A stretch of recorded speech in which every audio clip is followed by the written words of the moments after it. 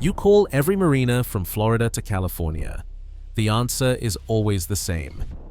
If your boat was built before 1995, you are out, no matter how seaworthy she is. This new 30-year rule is not about safety. It is about clearing the docks for million-dollar yachts and squeezing out anyone who cannot buy new. Corporate giants have bought up local marinas, erasing the dockmaster's discretion with strict age bans imposed by faceless insurers and finance algorithms. Affordable sailing is vanishing before our eyes. But what is really driving this purge, and who profits most when the little guy gets evicted? The real motives behind the 30-year eviction are not what you have been told. The phone rings twice. A clipped voice picks up. Before you can even describe your boat, the dockmaster asks, "What year is the hull?" You answer, 1985. There is a pause, just long enough to feel it. Then the voice says, "Sorry, we have a policy. Nothing older than 1995. We are full anyway." The call ends. That is it. No questions about your maintenance records, no interest in the survey you paid for last spring, not even a chance to explain that your cruiser just came off a blue water passage. The only thing that matters is a number stamped on your title. A voicemail plays back in your mind. "Thank you for your interest, but unfortunately, we cannot accommodate vessels older than 30 years. Good luck in your search." For owners who spent months restoring every inch of their boat, who dreamed of weekends at anchor or sunsets from the slip, this is more than a rejection. It is a gut punch. The rules do not care about your sweat, your pride, or the fact that your hull is as solid as the day it left the factory. One question, one answer, and you are out. The marina does not even pretend to consider anything else. That is how the dream ends for thousands, shut out before they even tie up the lines. Rejection isn't just a local heartbreak, it is a nationwide blockade. In Florida, a sailor with a gleaming 1984 Gulf Star calls 18 marinas from Jacksonville to Miami. Each one gives the same answer: no vessels older than 1995. On the West Coast, the owner of a 1987 Catalina 36 calls every marina in San Diego County. 15 calls, 15 refusals. The story repeats in the Mediterranean, where a Barcelona port clerk recites European Union bylaws about tourism enhancement and turns away a classic Swan 38. The pattern is relentless. Emails pile up with the same line: "Our policy does not permit vessels over 30 years." Voicemails echo the same script, only changing the city code. Owners from Connecticut to California, from the Gulf Coast to the Balearics, find themselves locked out by a number on a registration form. Dream boats are being forced onto Craigslist for scrap prices, not because they failed a survey, but because they were built before a certain year. It does not matter if the hull is flawless or if the engine purrs. If the title says 1980, the answer is still no. Marina gates are closing in unison, one after another, leaving thousands of sailors with nowhere to tie up and nowhere to go. The message is clear: the old fleet is being cleared out, coast by coast. A travel lift groans to life, thick straps cinched under a hull that gleams from a fresh coat of paint. The boat hangs in the air, not headed for spring launching or a bottom job. This is a one-way trip. The owner stands by, hands buried in pockets, watching a lifetime of work dangle like condemned cargo. There is no crowd, no ceremony, just the echo of chains and the slow, deliberate swing over cracked asphalt. The marina office window stays shuttered. The dockmaster who once waved you in now avoids your gaze. This is not maintenance, it is removal. The paperwork in the office does not mention rot, leaks, or unpaid bills. It lists only the year the hull was laid up. The boat's shadow sweeps across empty slips, spaces that used to overflow with battered dinghies, barbecue smoke, and laughter from liveaboard decks. Now the only thing left is the sound of the lift, the slap of wind against fiberglass, and the quiet knowledge that this is happening up and down the coast. Not because the boat failed, but because the rules changed. Each haul-out is an execution, a warning to anyone whose dream floats on the wrong side of the calendar. The message is unmistakable. It is not about safety, it is about clearing the docks for something bigger, newer, and far less human. Safe harbor marinas started as a single operation on the Texas coast.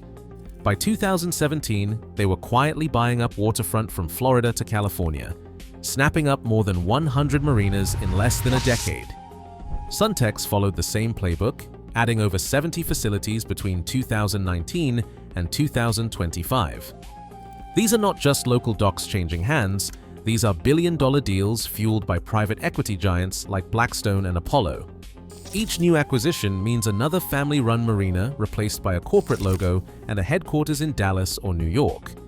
On a map, the spread looks like a slow-moving tide. Safe Harbor's blue pins swallow Loggerhead in Florida, Shelter Cove in California, then stretch up the East Coast and into the Mediterranean. Suntex's red markers cluster around Texas, then leap to Miami Beach, Kemah Boardwalk, and California's Channel Islands. By 2025, nearly 40% of all U.S. wet slips belong to just a handful of chains. The names on the gates have changed, but so has the entire philosophy of the waterfront.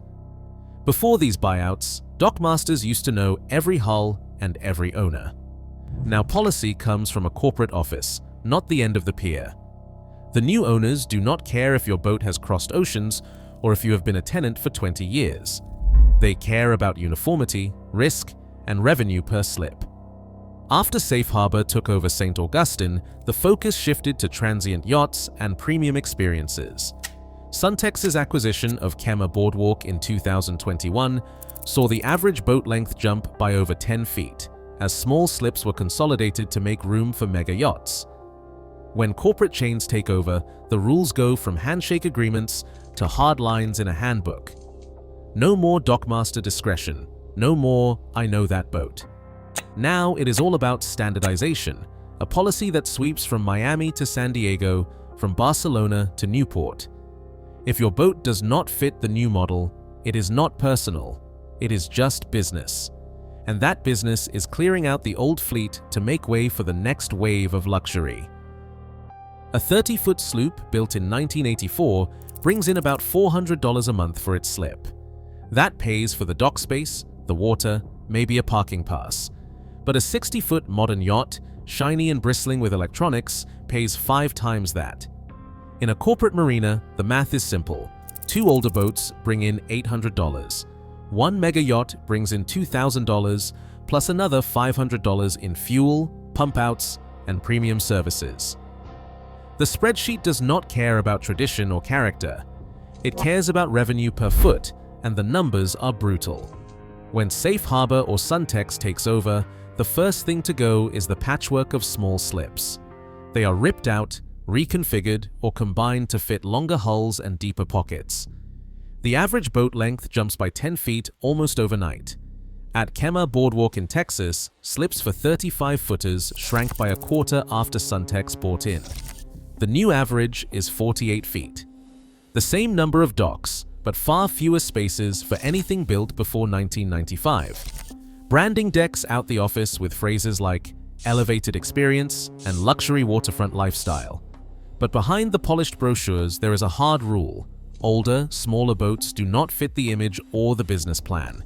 It is not just about age, it is about curb appeal. A row of classic cruisers, even if they are spotless, does not sell the exclusive vibe corporate marinas want. One ex-dockmaster, forced to trade his clipboard for a corporate handbook, put it plainly, "I used to wave in 40-year-old hulls if they were cared for. Now I get a memo if a boat looks dated." The new policies are written to maximize profit, not preserve legacy.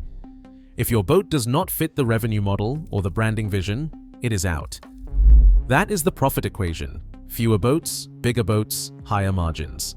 The little guy is priced out, not by accident, but by design. Insurance is not just a headache for boat owners, it is the silent hand steering marina policy from behind the scenes. Every slip, every boat, every year on a hull gets counted, not by the dockmaster, but by the marina's insurer. When too many older boats fill the docks, the insurance company takes notice. The unwritten rule is this: if more than 1 out of 5 boats in a marina is over 30 years old, The marina's liability premium can spike, sometimes by as much as 75%, according to brokers who have seen the renewal forms. This is not about a single leaky hull, it is about actuarial math. Older boats, the data says, are 3 times more likely to be abandoned or to become zombie vessels. One left-behind boat can cost a marina $20,000 or more in crane fees, hazardous waste removal, and legal bills. Insurers see a cluster of old hulls as a red flag, too much risk in one place. They respond with a simple threat: raise your rates, or we will drop your coverage. A marina owner in San Diego described it this way: "We hit the 20% mark for boats built before 1995, and our insurer doubled the quote. No negotiation, no exceptions." The result is a domino effect. Corporate headquarters update the policy manual.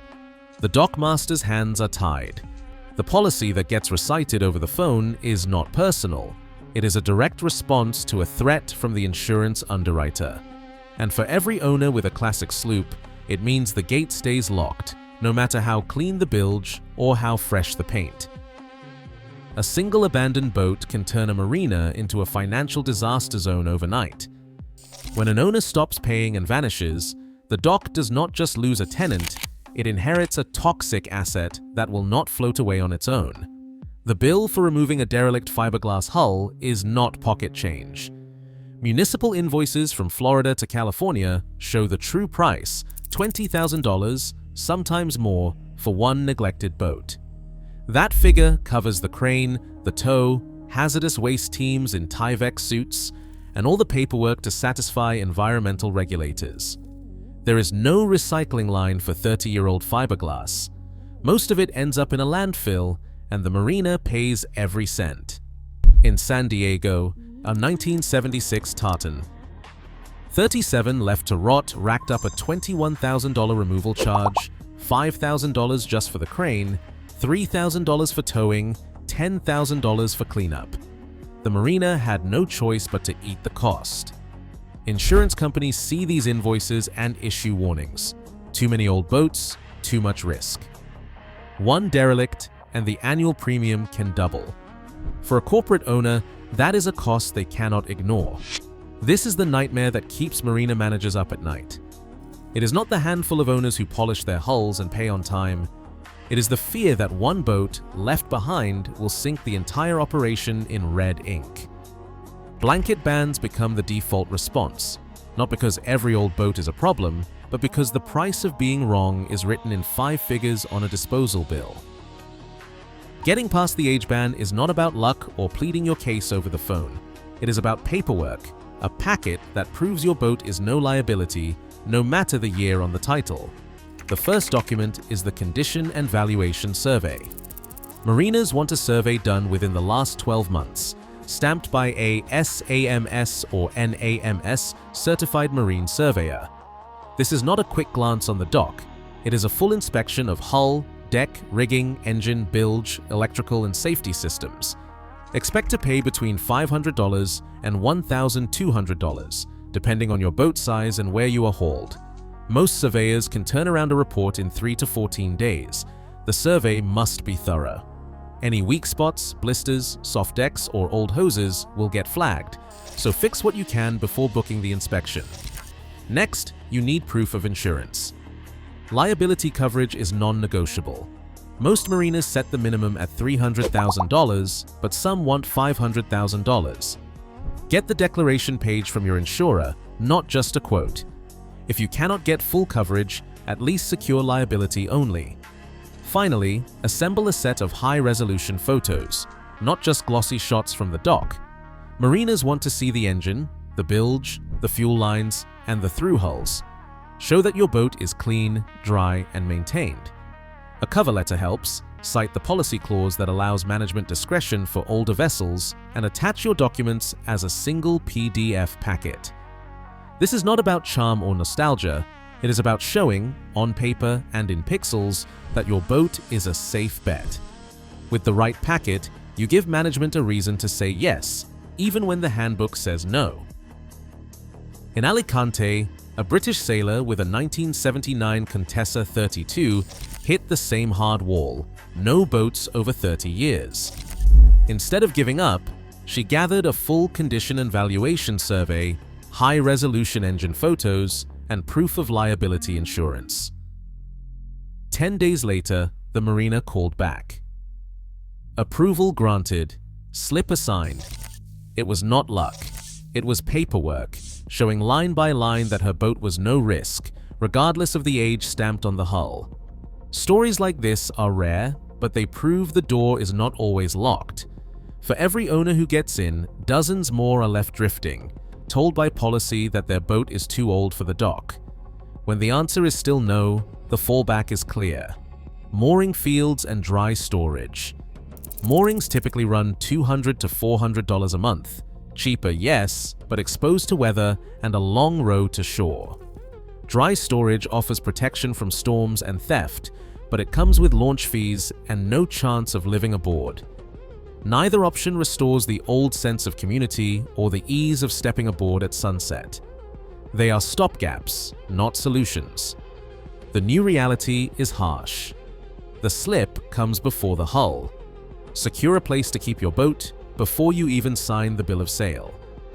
These days, a slip is not just a parking spot, it is the real asset.